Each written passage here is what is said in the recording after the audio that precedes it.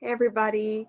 So the topic that we're going to discuss this week that is about Hardin-Simmons history is the origin story of where we came from. So we're going to set the scene. Before we became Hardin-Simmons University, we were Abilene Baptist College. And you'll see me call it ABC in our notes and modules just for keeping it short and condensed. So let's set the stage. You'll read about this in your books, but just for visual help, Taylor County, which is the county where Abilene resides, was organized in 1878. So by this year, the Native American population had been driven out, white cattlemen ran their herds across the land, and Buffalo Gap, which is just south of town, was named the county seat. Abilene did not exist yet at this time. Buffalo were hunted in the thousands in this region, and by this time, the population was almost completely killed off, as you can see from this photo of the bleached bones. There's a great museum here, Frontier, Texas, and they have some of these mounds recreated inside. I'd check out that museum, it's really good.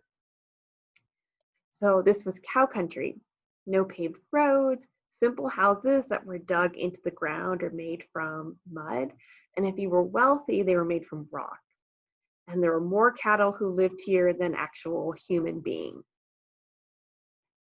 Fast forward 10 years after this point, after Taylor County was created, and so we're in 1880, the Texas and Pacific Railroad, also known as the T&P, was beginning to build its tracks westward. So westward expansion is going across the state of Texas, and there are a group of men who were like, hey, let's petition to the T&P to get tracks built here. So if the railroad comes out this way, we'll get more population, we'll get money, we'll get goods flowing, all of that good stuff. And so they were successful in their petition, and a year later, in January of 1881, the railroad was laid just north of Buffalo Gap, which is that town a little bit south of Abilene. And with it came the money, the people, and the goods. And then what the railroad company and the people of this region decided to name this area where the railroad came through, they decided to name it Abilene. And that's where we are now. And they named it Abilene because there was an Abilene, Kansas, just north of us, and it's a successful cattle town, lots of successful markets in this region, and a train goes through there. So they said, hey, let's replicate that goodness. Just because some of you may not be familiar with the area, I'm just going to show you a quick map. This will work for me. There we go. All right, so here is Google Maps. This is Abilene, okay, as we know it today.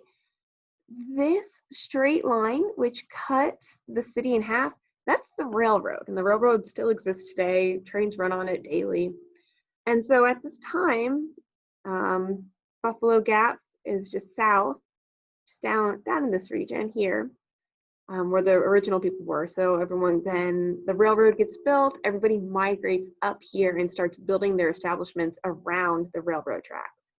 Again, for reference points, railroad is here, and then just a few short miles, like 2 miles north, is Hardin-Simmons University. All right. So that's where we are geographically. And this is what downtown Abilene looked like at the time around the railroad tracks. Just basic construction, wood that was brought in from Fort Worth, from other stockyards, were transported here. Because if you're here locally, you know that we don't have a lot of lumber. The only thing that really grows here are mesquite trees naturally. Everything else is implanted by another person. So materials were brought in, and that's how the city grew. 9 years later, the citizens of this town saw the need to establish a Christian college. So I want you to think about how progressive this is. Schooling was important. Obviously, it still is important, but it was hard to come by in this time. This area was settled by pioneering families, people who worked and lived on the land. Formal education was a luxury. Private tutors were hired if you had the money to educate children who lived on ranches or farms when the kids weren't actually working the land. Or if there happens to be a schoolhouse nearby with a dedicated teacher, it was miles away. And so kids had to walk or go by horseback to get there. And it wasn't even until the 1890s that uniform textbooks began to appear. And you will have read that in your readings. And so even though the city of Abilene existed for only 9 years at this point, bare bones, just storefronts and a handful of churches, family houses were few and far in between. The people here prioritized education. This man right here, Judge K.K. Leggett, is referenced in your readings for the week, and I really like this quote from the books. Such American frontier prototypes as K.K. Leggett were very often founding fathers before they became parents, and long before they were old men, they were old timers. So K.K. Leggett and the people like him of this region were pioneers. They created things when there was nothing there. And so in October of 1890, the Abilene School Committee petitioned the Sweetwater Baptist Association, and they asked for approval in opening a Baptist college in Abilene, and they wanted to name it Abilene Baptist College. Leggett was an attorney, he was a civic leader, a rancher, a farmer. He was the mover and shaker of the town. And so he led this committee to petition the creation of Abilene Baptist College. Other things that he was known for in terms of his association with the school was he wrote the school's first charter, he was on the first board of trustees, and he gave the school's first commencement address, so the first graduation address. In 1890, Judge Leggett, along with the group of people here in Abilene, petitioned for the need of a school to the Sweetwater Baptist Association. And so the Sweetwater Baptist Association was made up of 22 Baptist churches from Callahan County, which is this region just north of us, all the way out to El Paso. And so this was a bold vision. Out of these 22 churches, the Sweetwater Baptist Association was made up of about 3,000 people, all right? And just like early Abilene, this population was considered developing because they lived in tents or shacks or dugouts. They didn't really have a lot of finances. And so these people of early Abilene, led by Judge Leggett, saw the need to build a school when they themselves did not have a lot of money to work with. So again, bold vision ahead of its time. The Sweetwater Baptist Association approved this proposal, which meant that this group of 22 churches who made up the Sweetwater Baptist Association, they would help provide financial support for the creation of a new Baptist school, right? That's why they wanted to petition to this group. So with the SBA's backing, Leggett was able to gain some support from the Abilene community, and they began to fundraise. And so the Abilene Baptist College was voted into existence February 18th, 1891. We always say that Hardin-Simmons was incorporated in 1891. Right? So this is the beginning parts of the school. We won't see school begin for another year. They've got to fundraise, they've got to build a building. So classes don't start in 1891. It just means the papers have been signed. This building or this school now exists. Fun fact: Baylor College representatives were at this meeting where Leggett made the proposal, and they fought against it. And it's funny because just like today, schools are competing for students. And so Baylor University, or Baylor College at the time, was afraid that if another Baptist school got built in Texas, they were going to pull students away from them. So I just think it's funny that they were really against it. So how was the idea funded? You don't need to know all of these numbers, but I like to show you because it's a prime example of how fundraising works in the nonprofit world. And we'll talk about nonprofit finances a little bit later in the semester. And so originally, we had a group of people, a group of associates with the Steffens family, where they said, hey, we'll give $10,000 to the school, but you all need to raise $10,000 to match it. So we'll give you 10, you need to raise 10. Well, the Sweetwater Baptist Association was able to raise 1,000 out of all the churches in Texas. And then the city of Abilene and local churches here in Abilene, they raised $4,000. So they were $5,000 short. Like, oh, what are they gonna do? What are they gonna do? So this original $10,000 got pulled. They said, well, you couldn't raise the money. You didn't put your money where your mouth is. We're not giving you money. So a few months later, another group of men, George Phillips, Theodore Vogel, and E.T. Ambler, if you drive around here in Abilene, you'll recognize streets named for these people. They pledged to donate 16 acres, so the original plot of land where our school was located, and $5,000. And they said, okay, we'll donate 5. You already have 5 raised from the Sweetwater Baptist Association and the city of Abilene, but you need to raise another 5. And so people were freaking out, like, oh no, how are we gonna get this money? Oopsies, we're frozen. Oh dear, there we go. And this is where James B. Simmons enters our story. One of our namesakes, Simmons, for Hardin-Simmons University. We'll talk about him later more in detail. But he gave the necessary $5,000 for the school to open. And along with the $5,000, he also provided the school's foundation agreement. And I have that scanned, the original handwritten copy from Simmons, for you to read in its entirety. But these are 3 points that I wanted to bring to your attention. And in this foundation agreement, he said the mission of the school is to bring young men and women to Christ, to teach them of Christ, and to train them for the service of Christ. And these are still elements in our school's charter and mission today that we live by. Another part of the foundation agreement that Simmons highlights, and this will be important for you to read and to recognize, is Simmons was a staunch abolitionist and was very much in favor of equal rights for all and representation for all. And so Simmons said this school needed to be open to all gender, all creed, and all race. So you did not have to be Christian to attend here. You did not have to be a man to attend here, and you did not have to be white to come here. So that was revolutionary at the time. So Simmons really provides the foundation of a Christian education. And one thing I want you to think about is HSU's mission statement is to provide an education enlightened by faith.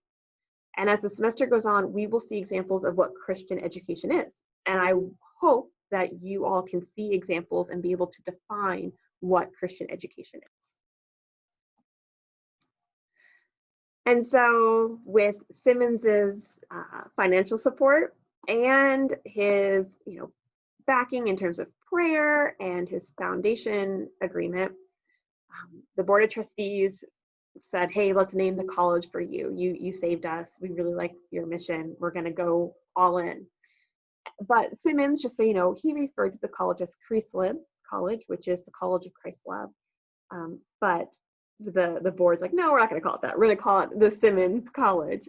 And the was dropped and it became Simmons College in 1894.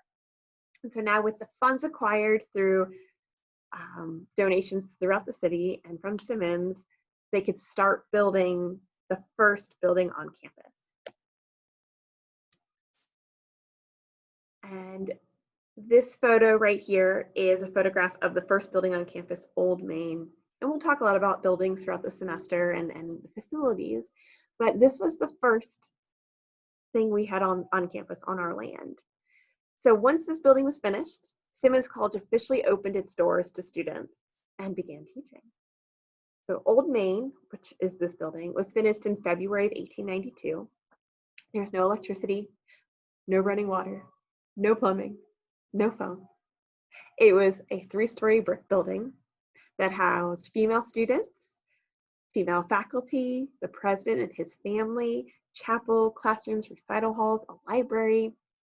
Male students did not live in this building. They lived about a half a mile in town because res halls were not built yet at this point. We'll see those pop up as the years go on.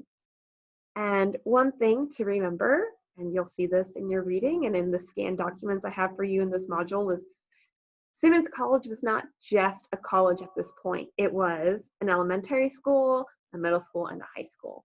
And the first individuals who were enrolled at this school were younger. They were not ready for collegiate level work yet. And so they may have been called a college, but it was not a college in the way we know of it today. So let's just go on a quick walk. So you can see where we started and where we are today. So this is the construction of Old Main. Old Main, like I said, was finished in 1892, but it was started in 1891. At this point, prairie dogs, chickens, coyotes, and wolves roamed freely. Cattle were infamous for walking onto property, tearing up the ground, leaving little presents of steaming poo. And if you haven't experienced Abilene flooding yet, it's bad here. When it rains, everything floods because there's no proper drainage system. So imagine how bad it would have been here during rainy season, where the mud's torn up, it's covered in cow poop, and you have wild animals going everywhere. It took a few years before a fence was even constructed to keep the wildlife out, right? So this is where we started. And fast forward a few years, this is 1912. And you can see there are a lot more buildings that have popped up over the years. Let's see, you can see my cursor. All right, so if you are familiar with Abilene, this road right here, that's Hickory. So Hickory used to run all the way through campus. Now it cuts off. It doesn't run all the way through. It stops and then picks back up. This building right here is Old Main, our first building on campus. This is the original Abilene Hall. We do have an Abilene Hall currently, but it's our second edition. This one burned down in the 40s. And now we've got residence halls. And it's funny because this side of campus is for the boys, this side is for the girls. It's the male residence hall. These cottages are for the boys. These are female dorms here, right? And then a chapel. And so the bare bones of the campus in the early 1900s resemble what we have here today. So these are the staples. We have academic hall, we have an administration building, we have residence halls, and we have a chapel. So that is something we always will have on this campus. Jump ahead to the 1930s. So more buildings have popped up. This is, let's see, we've gone through World War I, and we are in the middle of the Great Depression during this time. We haven't entered into World War II yet. So we have more buildings. Hickory Street is still going through. This right here is where Sandifer Memorial currently stands. And these tennis courts right here is where the library currently is. The pool is back here. Caldwell still exists. This is Old Main. It got converted into a science building. So again, see the growth, things are going, we're getting bigger and bigger. We don't just have a building for liberal arts like history, social studies, English, which is where Abilene Hall is. We have a building dedicated to sciences. We have a building dedicated to music and performing arts, right? So things are growing and growing and growing. We have an inside gym. I like this photograph because I like the cars in it. It shows how roads are a little bit different. Again, shows buildings that don't exist anymore. right here, just for a perspective point of view, this is like right here is if you had standing where Sid Richardson is, the science building, and you take your photograph looking out, because here's Sandifer Memorial. The alumni wall would be right there, right? We're continuing to grow more and more and more. This building right here does not exist anymore. This is in the field across from Sid Richardson. This is Old Main. Old Main got converted into the science building, right? So this is that building. And I just like to show it to you because this is Barron's Chapel. We still have Barron's Chapel. But just for proximity purposes, this building right here, this is all we started with, right? Our very first building, Old Main, that was it. Went through a remodel, but this is the bones. This is the foundation of our school right here. So it's just really cool to think about. The campus footprint is growing and growing and growing as more facilities are being added, more athletic fields, more academic buildings. The swimming pool, one of my favorite places on campus, is now, we have that built in the 70s. The library is now up and running. And then this is from just a few years ago, just to show again our growth and how much we've changed. So this is a brief introduction of where we came from and a brief taste of where we go. And throughout this semester, we're gonna dive deep. We're gonna get in the nitty-gritty. We're gonna hear a lot of great stories of all the things that took place on this campus. And I'm excited to go through all of it with you this semester. So that's it from it on my end. If you have any questions, don't hesitate to reach out and ask. Good luck with your reading questions. But yeah, that's about it on my end. I'll talk to all of you later. Bye.